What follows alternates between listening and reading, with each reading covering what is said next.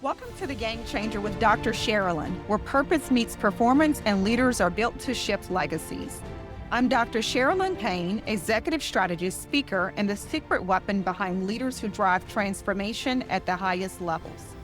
Each episode delivers bold truths, power skills, and real-world strategies to help you lead with precision, show up with presence, and build the kind of influence that outlasts trends. This is the space where high-impact decisions are born, where influence is intentional, and where the bold don't just lead, they change the game. So if you're ready to rise, ready to lead, and ready to create the kind of impact that moves markets, missions, and minds, you're in the right place.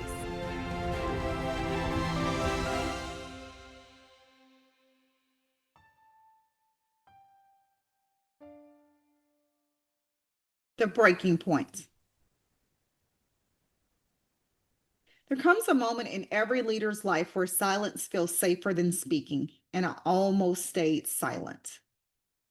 Not because I didn't know the truth, not because I didn't believe in what I was building, but because I was exhausted from pushing against systems that didn't want to change.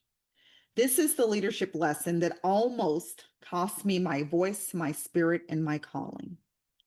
Years ago, I was working at an organization and I was tasked with leading a transformation effort. And I was really excited about the project, really excited about working with these leaders, looking forward to what we could create together and the vision that the organization had for being a world-class organization. Little did I know, wow, they were so resistant to the change. Anything that was proposed, they pushed back on. Proven principles and ideals that worked, they were absolutely against. It was a hostile work environment. It was extremely taxing and exhausting. And I found myself battling with my weight, my hormones, and really who I was. And I'll never forget what happened. I was speaking with a friend who said that she noticed the difference in me, that I wasn't my normal, regular self. She could see that something had changed. I was much more quiet than I normally was. I wasn't speaking, I wasn't using my voice, I wasn't showing up in the same way. And thankfully, she knew me well enough to know that something had shifted. And so when she asked me what was going on, I was reluctant to share, not because I was protecting the organization, not because I was shameful of who I'd become, but it just was more so how I handled situations. And I was trying to work through it.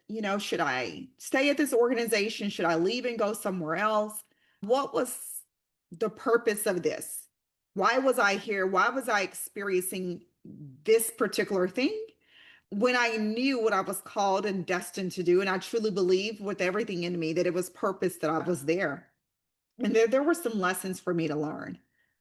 And so I decided to, number one, go to the doctor. Number two, begin to own my voice and take back my voice. To no longer shrink, to confront the systems and the people who were working so hard to silence me. I realized that my purpose, my voice, my spirit, my calling was much bigger than what I was allowing because of where I was and the fact that they were banding together to resist anything that was recommended, any shift that we were moving towards. And once I took back my power, once I took back my voice, once I began to speak my truth, once I decided that, you know what, whatever the consequences are, I'm here for it. Because I will not shrink down. I will not back up. I will continue to use my voice to elevate the organization, to bring in a shift and a transformation that was needed, because that's who I was. Now, it wasn't easy. I'm not saying that. It was far from easy. It was extremely challenging. And as I said, it almost cost me my voice. It almost cost me my spirit. It almost cost me my calling. But thankfully, I was able to recognize who I was, what I'd been sharing all along for so many people, and that I too was going to adapt that. So the mission began to lead with a fire that will not burn out. And that really became my mission. You see, here's the thing, I'm not a manager of status quo. I'm not that person. So if you're looking for status quo, it's never been me, because I'm called and built to elevate, to shift, to transform. I'm a game changer. And I'm called to lead with clarity and conviction, not compliance. So when I walk in the room, I walk in the room with the vision. I walk in the room with the desire to make things better. I walk in the room with a need to get to the root of the problem, to delve into strategy in such a powerful way that the people and the system and the industry and the organization is transformed. And that's all in my left hand. But in my right hand, I bring in the soul, and I bring in the fun, and I bring in the energy, and I bring in the insight. Because I understand we've got to have both. All. If we're going to transform and make it sustainable and lasting and enjoyable for the people along the way. And so I believed, maybe I was a little naive, that if I brought the right vision, I brought the right insights, and I brought the right principles, and I brought the right data, and I aligned with the leaders, and I had the right values, that the system would welcome the change, because it was the change that they said they wanted. But here's the thing, I realized the systems don't reward transformation. They resist it, because change can be challenging for some. It can be extremely uncomfortable. People get upset when you're touching their stuff, when you're challenging their thought processes, when you're holding them accountable.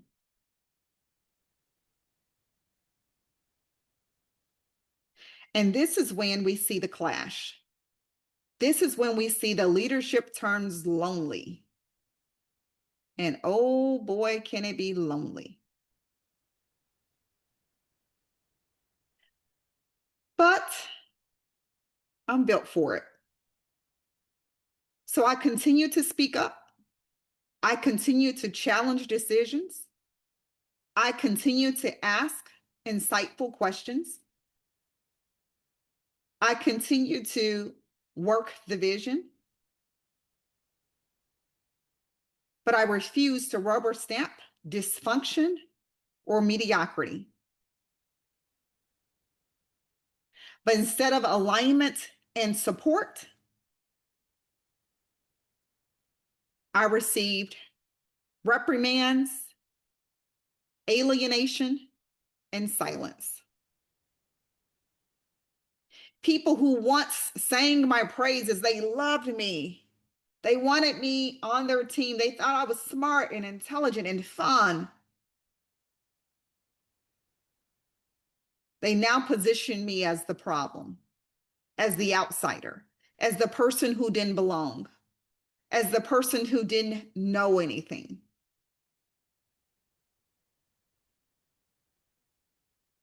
And they rallied together to try and destroy me, destroy what I was building, destroy what we were working so hard towards.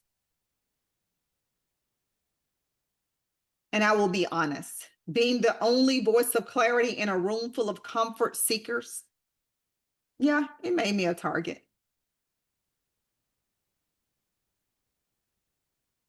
And I found myself not just leading change, but working to survive it. And it came with an incredible cost. I almost lost my voice. Oof.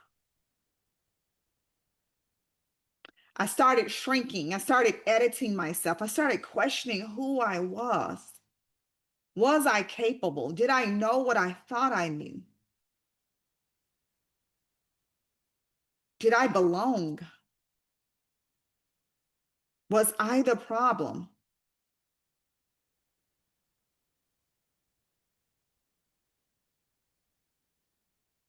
And I found myself silent. I've stopped speaking up. I stopped raising my hand. I stopped providing insight. I stopped providing the guidance that they needed to make the best possible decision in certain situations, not because I lost my passion, because I had become exhausted and tired from dealing with the backlash. My voice was once a tool of transformation, but it became the thing I feared would cost me everything. And that's when I realized that you have an incredible choice to make. You can stand up and you can stand out.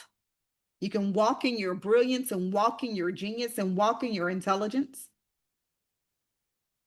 Or you can compromise who you are and what you've built and the reputation that precedes you for excellence, for transformation, for results, for revenue generation, for leadership excellence. You see, the real leadership crisis isn't burnout like they tell us. It's the betrayal of your own credibility.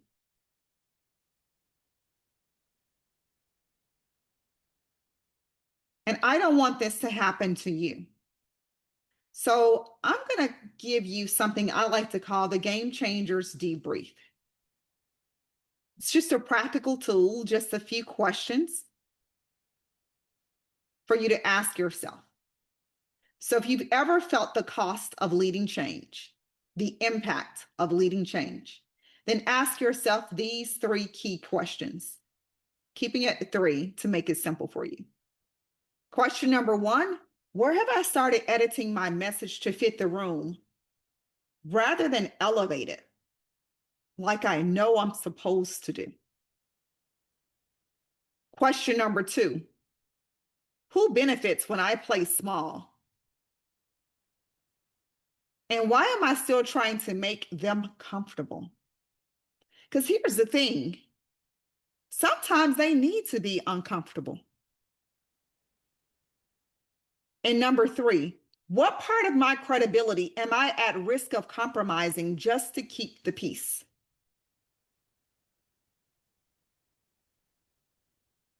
And that's a big one. Because if you compromise who you are and you compromise your credibility to keep the peace, it's just for a moment.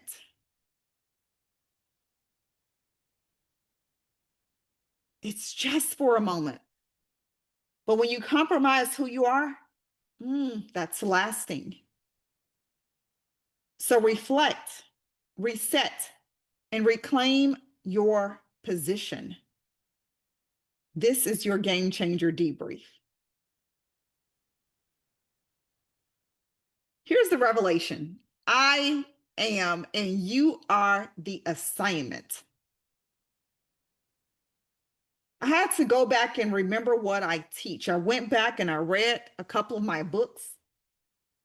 I listened to some of my previous recordings and teachings that I've had on leadership. I went back to some people who knew me best and what I stood for. And I had to remind myself that leadership isn't about applause. It's about leaving people and systems better than you found them. It's about results. It's about alignment. It's about transformation. It's about impact. And so if you're looking for applause, I'm going to say stop. It's great if they do, but even if they don't, it doesn't mean that your leadership isn't effective.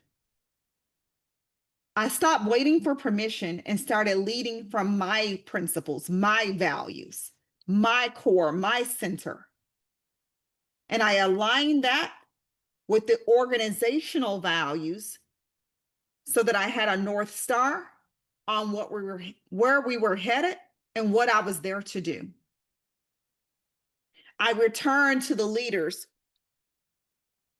who brought me in to usher in change and transformation to see, is this something that you still want? And if so, I need your support. This isn't going to work without your support, without your voice. And that's when the clarity returned. I realized that I was never the problem.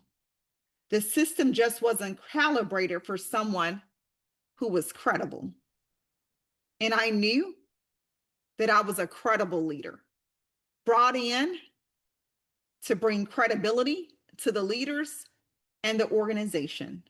And so I created my own framework of what credible is: conviction, responsibility, empathy, discipline, integrity, bravery, long-term impact, and excellence. And it led us to transformation as we stayed diligent, focused, committed. And I decided not to back up and not to back down.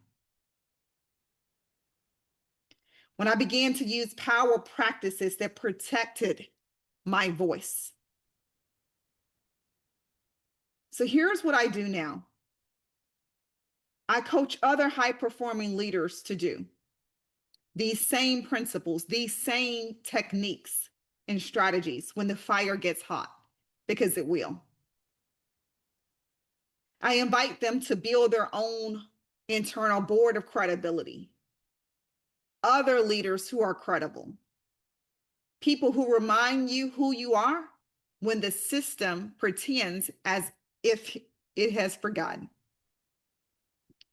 Document your truth. Keep records. Reflect on what's happening. Journal so that you're able to see the path and the journey that you've taken. And then this is the third thing. Don't stay in misaligned rooms because they don't deserve you. Proximity is not access if your presence costs you your purpose. Everyone does not deserve access to you. And if it's costing you who you are, your voice, your spirit, your purpose, your calling, it's too high of a price for you to pay. Because trust me, there's someone else out there, there's another organization out there that's applauding you, that's rooting for you, that desires you, that will welcome you. that will celebrate you, that will honor you. And that's where you need to be. So I command you to stand tall in your assignment. Be strong in who you are, how you're leading, and what you're there to do. Be clear with the vision, what your expectations are, and how you're going to get from point A to point Z. And then be anchored in your values, in your integrity, in the vision, in your voice. Because you were never meant to fit in. You were called to lead forward. So here's the thing. If your voice shakes the room, it simply means that it holds power. If your clarity causes friction, it means you're exposing dysfunction.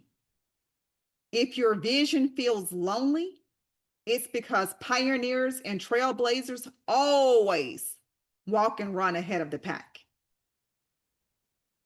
So the essential question that you must ask yourself, are you protecting your voice or are you protecting other people's comfort?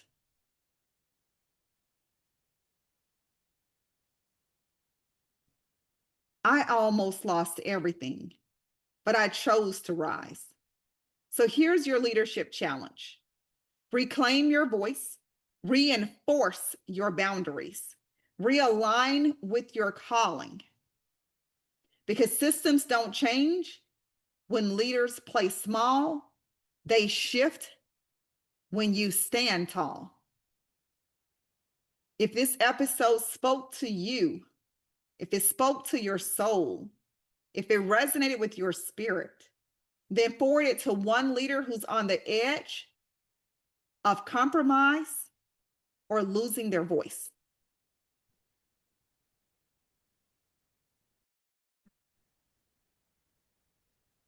You don't lead like everyone else, so your resources shouldn't look like everyone else's. Welcome to the Game Changers Leadership Collection for maximizing performance, potential, and profitability. This leadership collection features best practices, insights, and frameworks from my executive level work with high impact leaders across industries. It's designed to equip you with the clarity, tools, and strategic language needed to lead with credibility under pressure. Let's be clear. In high stakes rooms, executive presence isn't optional, it's mission critical. That's why I created the Executive Briefing Companion, your strategic script for navigating leadership's most defining moments.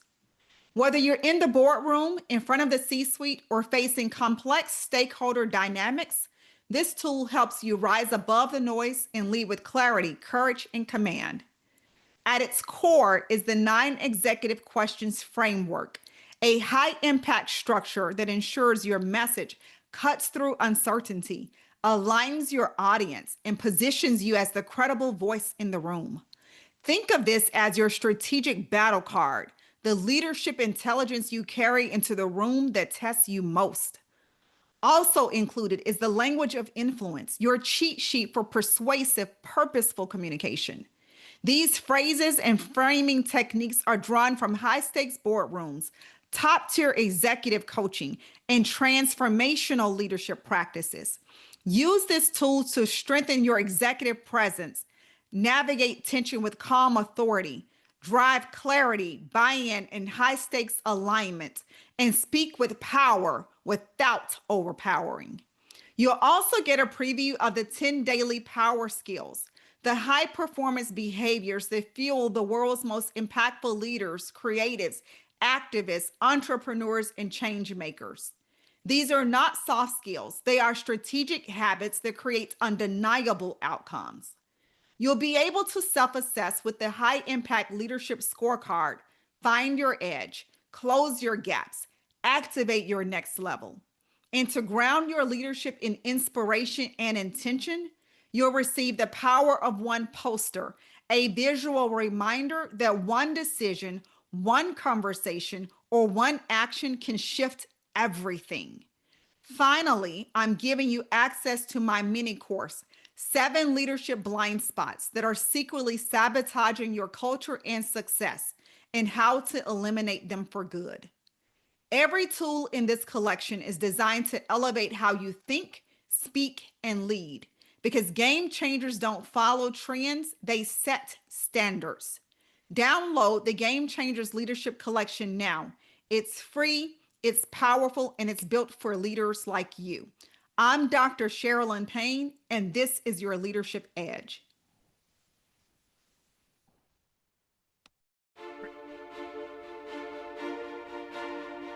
Thank you for joining me on The Game Changer with Dr. Sharalyn, where we don't follow trends, we set them, and we don't just lead teams, we shift legacies.